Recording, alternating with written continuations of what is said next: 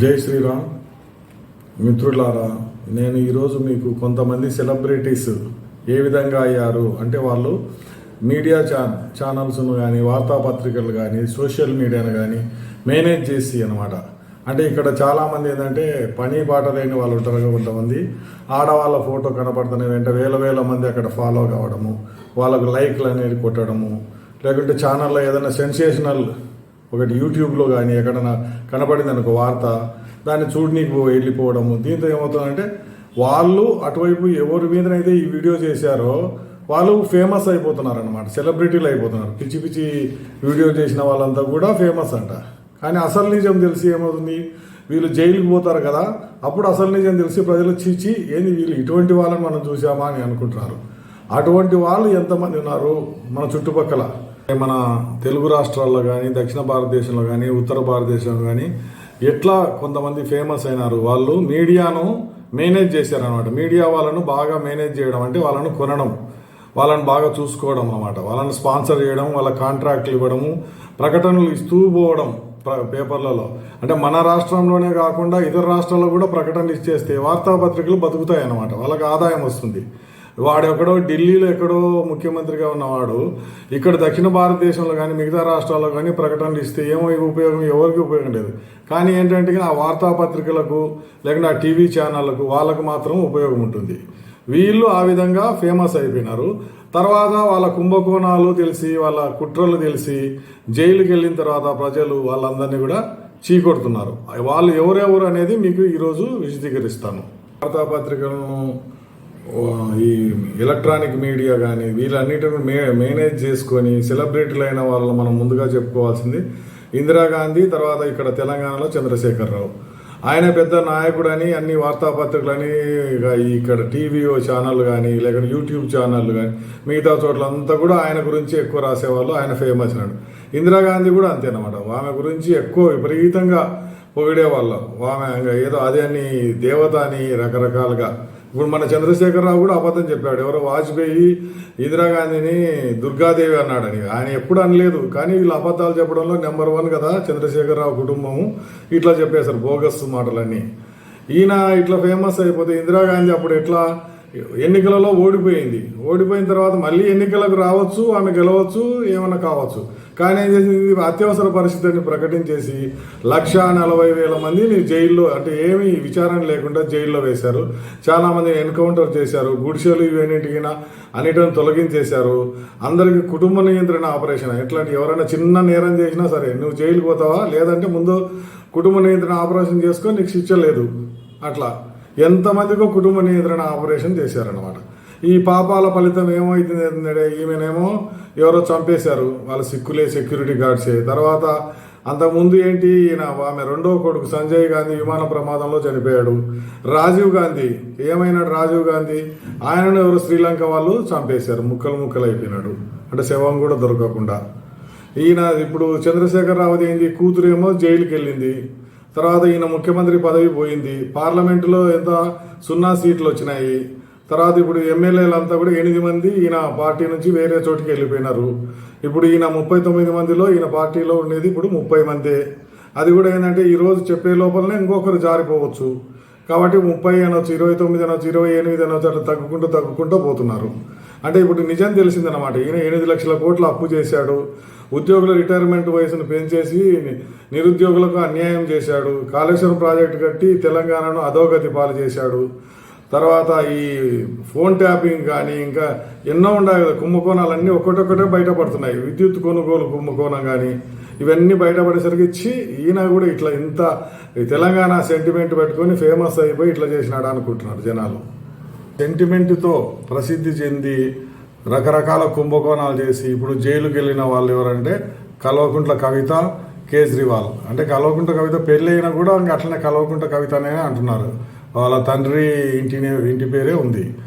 ఇప్పుడు చాలామంది నందమూరి సుహాసిని ఇలా వెళ్తాయంటే సెంటిమెంట్ కోసం అన్నమాట.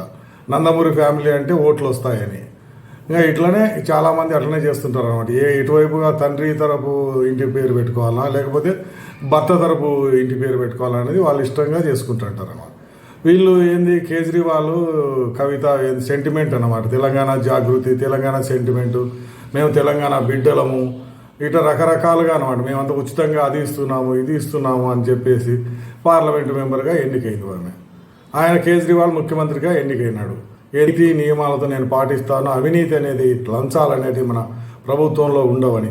కానీ వీళ్ళు చాలా పెద్ద కుంభకోణం చేశారు, సారా కుంభకోణం చేశారు, బయటపడింది. సిబిఐ ఎంక్వైరీ అయిపోయింది. తర్వాత ఎన్ఫోర్స్మెంట్ డైరెక్టర్ వాళ్ళు కూడా వీళ్ళు కోట్లు తీసుకుపోయి ఆమ్ ఆద్మీ పార్టీకి ఇచ్చారు, అక్కడ ఎలక్షన్లలో ఖర్చు పెట్టారని తెలిసిపోయింది.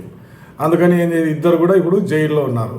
ఇప్పుడు బెయిల్ వస్తుందా రాదని కాదు, అది ఇంటరిం బెయిల్, మధ్యంతర బెయిల్ రావచ్చు, కానీ మళ్ళీ జైలుకి వెళ్ళాల్సి వస్తుంది. వీళ్ళు ప్రజల సెంటిమెంట్తో ఆడుకోవడం, అంటే మేము ప్రజలకు మేలు చేస్తాము అని పైకి మాత్రము కబుర్లు చెప్పడం, కానీ లోపల మాత్రము వాళ్ళకు కోట్లు 3 అంతస్తుల బిల్డింగ్ బంజారా హిల్స్లో, లేకపోతే ఈయనకు ఎక్కడ విదేశాల్లో డిపాజిట్లు చేసుకోవడం కేజ్రీవాల్ ఇట్లా చేస్తున్నారు అనమాట. అంటే ఏంటి, ప్రజలను మూర్ఖులు చేయడం అనమాట. నా చివరకు తెలిసిపోయి ఏం చేస్తారు ప్రజలు, ఢిల్లీలో ఏమో పార్లమెంట్ సీట్లు 0, తెలంగాణలో టీఆర్ఎస్ బీఆర్ఎస్ వాళ్ళకు 0, ఆమ్ ఆద్మీ పార్టీకి ఢిల్లీలో 0 సీట్లు వచ్చాయి పార్లమెంట్ ఎన్నికల్లో.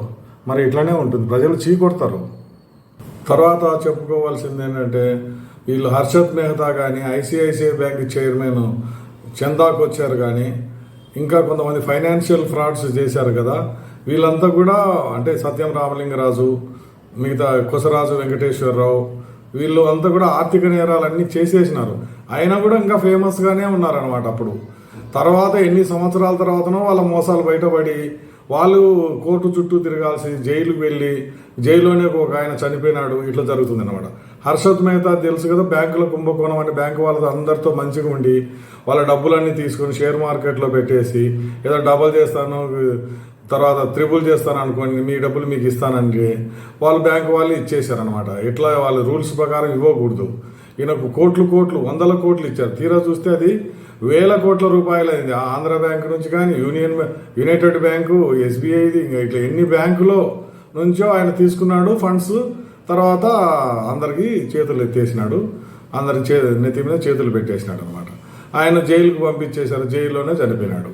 తర్వాత చందాకు వచ్చారు. వీడియో గాను వాళ్ళ భర్తది, ఆమె చీఫ్ ఎగ్జిక్యూటివ్గా ఉన్నప్పుడు లోను శాంక్షన్ చేసింది వాళ్ళ భర్తకు. కానీ నా భర్త ఫ్యాక్టరీ అని, నా వీడియో కాను నా భర్తదని నాకు తెలియదు, ఆయన ఏం వ్యాపారం చేస్తున్నాడో నాకు తెలియదు అని చెప్పింది. అది వీడియో కాన్ దివాలా తీసింది. తర్వాత సిబిఐ కేసు వచ్చింది. తర్వాత ఆమెకు డబ్బులన్నీ కూడా బ్యాంక్ వాళ్ళ వెనక్కి తీసేసుకున్నారు. మరి కొసరాజు వెంకటేశ్వరరావు, మన సత్యం రామలింగరాజు మీకు తెలుసు కదా, వాళ్ళు కూడా అంతే ప్రజల డబ్బును వాడుకొని చాలా వరకు ప్రజలను మోసం చేసి ఇట్లా షేర్ మార్కెట్లో అది క్రాష్ అయిపోయింది అనమాట. ప్రజల డిపాజిట్లు అన్నింటినీ కొసరాజు వెంకటేశ్వరరావుని తన పెళ్లికి నిశ్చితార్థానికి ఇట్లా వాడేసుకున్నాడు. తర్వాత వాసవి బ్యాంకు వాళ్ళు అంతే అనమాట. ఇష్టం వచ్చినట్టు కూడా ప్రజల డబ్బును తీసుకున్నారు. చాలా ఫేమస్ అనమాట. ఎక్కడ చూసినా కూడా వాళ్ళకి మంచి రెస్పెక్ట్ రావాలని. గ్లోబల్ ట్రస్ట్ బ్యాంకు ఇంకోటి. వీళ్ళ అధికారులంతా కూడా మేము చాలా సెలబ్రిటీలు అని చెప్పుకున్నారు.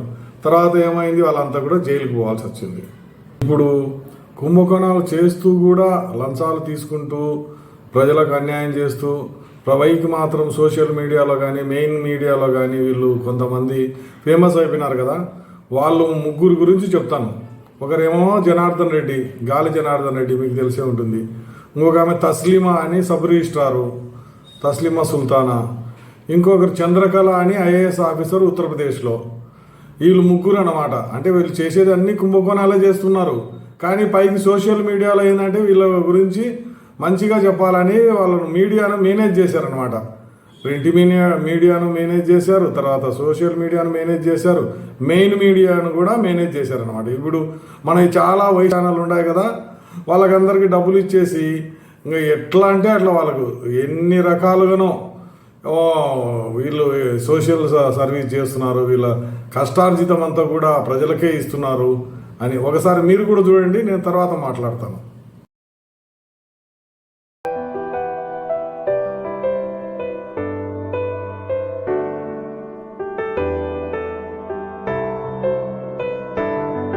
ఇప్పుడు మీరు చూసే ఉంటారు, ఇట్లా కరప్టెడ్ అంటే చాలా వరకు అవినీతి, కోట్లల్లో అవినీతి చేసిన వాళ్ళు, ఆస్తులు కూడా పెట్టుకున్న వాళ్ళు, ఈయన మన మీడియా ఏ విధంగా వేశ్య మీడియా మీరు దాని పక్కన హెడ్డింగ్ పక్కనే ఉంటుంది. ఏ ఛానల్లో వాళ్ళను పొగిడారో అది మీరు కూడా గమనించండి. వీళ్ళకి ఏంటంటే డబ్బులు ఇస్తే చాలు, ఎవరినైనా కూడా పొగడడం. తర్వాత డబ్బులు ఇవ్వలేదనుకోండి వాళ్ళని బద్నాం చేయడం, రకరకాలుగా ఏడిపించడం, ఇవి చేస్తుంటారు మన వేశ్య ఛానల్లో. అందుకే చెప్పారు కదా, బ్రిటిష్ వాళ్ళ పీరియడ్లో మన ఛానల్ ఉండింటే మనకు స్వతంత్రం వచ్చేది కాదు. ఎందుకంటే బ్రిటిష్ వాళ్ళు అన్ని ఛానళ్లను కొనేవాళ్ళు అనమాట. ఇప్పుడు చూడండి, ఎంతోమంది అవినీతి పరులను వీళ్ళు ఆకాశానికి ఎత్తేస్తుంటారు. తర్వాత వాళ్ళు అరెస్ట్ అయిన తర్వాత ఏమైంది, వీళ్ళు ఏమి ఛానల్ వాళ్ళు నోరు మూసుకొని ఉంటారు అనమాట. అట్లనే ఉంది. ఇప్పుడు మేము చూసాం కదా, చంద్రకళ కానీ, తర్వాత తస్లీమా కానీ, జనార్దన్ రెడ్డిని కానీ చాలా పొగిడారు ఇదే ఛానళ్ళు. వీళ్ళు అరెస్ట్ అయినారు, ఎంక్వైరీ సిబిఐ ఎంక్వైరీ అవుతుంది, లేకుంటే ఏసీబీ ఎంక్వైరీ అవుతుంది. తర్వాత ఏమవుతారు, వీళ్ళు ఎందుకు పనికి రాకుండా పోతారు. కొంతమంది వాలంటరీ రిటైర్మెంట్ అంటారు, మేము స్టడీ లీవ్ అంటారు, కొంతమంది ఇలా వెళ్ళిపోవాల్సి వస్తుంది. ఇలా క్యారెక్టర్ చూసిన తర్వాత వాళ్ళ భర్త కూడా వాళ్ళను వదిలేసి వెళ్ళిపోతారు. కుటుంబ పార్టీలు చూస్తున్నారు కదా, ఎన్నో ఉచిత పథకాలు అనమాట. ఆంధ్రప్రదేశ్ కావచ్చు, కర్ణాటక కావచ్చు, తెలంగాణ, తమిళనాడు, ఎక్కడైనా కూడా కేరళ కానీ ఉచిత పథకాలు అనమాట. ఈ కుటుంబ పార్టీలు ఏంటి, ప్రజలకు ఇప్పుడు ఉచితంగా ఇచ్చేస్తే రాబోయే తరంలో వీళ్ళు 10 రెట్లు కానీ లేకపోతే 20 రెట్లు కానీ పన్నులు కట్టాలా, లేకపోతే ప్రభుత్వ ఆస్తులు అమ్మాలా అని అనమాట. అంటే ప్రజలను మూర్ఖులు చేయడం అనమాట. ఏంటంటే వాళ్ళు చేసే పని వాళ్ళు సంపాదించుకుంటూనే అంటారు వేల కోట్లు. ఇప్పుడు మీకు తెలుసు కదా, టీఆర్ఎస్ బీఆర్ఎస్ పార్టీకి 1500 కోట్ల రూపాయల వాళ్ళకి నిధులు వచ్చేసాయి, బాండ్స్. మరి ప్రజలకు ఏమి ఇచ్చారంటే గొర్రెల స్కీము ఇవన్నీ ఏంటో పెట్టారు. కానీ చాలామంది గొర్రెలు ఇవ్వలేదు, ₹1,00,000 ఇస్తామని చెప్పి అందరితో డ్రాఫ్ట్లు కట్టించుకున్నారు.